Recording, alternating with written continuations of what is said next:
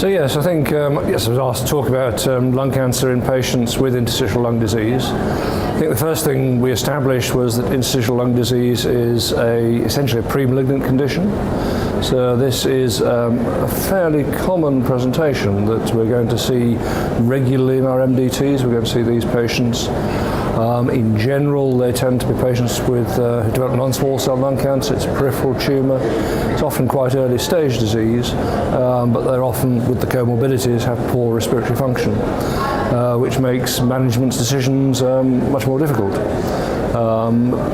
There is not a strong literature out there about how these patients are best treated.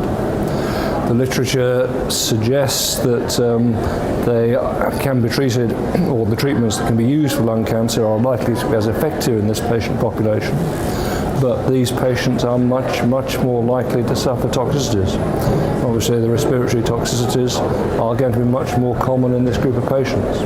So trying to strike the balance between the benefits from treatment and that risk is going to be very individualized. There's not going to be a one-size-fits-all solution for this group of patients. And what we do need to think about is research, is trying to establish better treatments for these patients, particularly perhaps looking at some of the established treatments for interstitial lung disease, fibrinolytic agents and things like nintedanib, and seeing whether they offer protection to the side effects that we see with our treatments.